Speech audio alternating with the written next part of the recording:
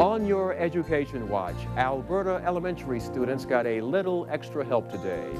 Kate Hall, creator of Richmondmom.com, delivered school supplies to one of the classes, and it was all part of a challenge by Chevrolet. Hall was contacted by Chevy to take part in a project to drive across the country and meet with students. Hall and her team are stopping at schools and donating supplies.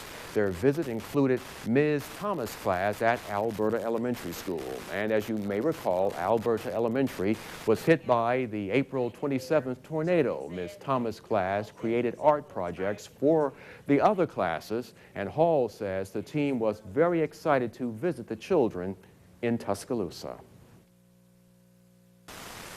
So along the way, as we've been blogging about where we've been and what we've been doing, we've been talking about the classrooms. And for example, with Tuscaloosa, we're going to talk a lot about how y'all have bounced back. The kids are so resilient. They talked about how scary the tornado was, but also how thankful they are to be in such a great school. And we want people to know that too. And Ms. Hall's team is now heading on to Austin, Texas.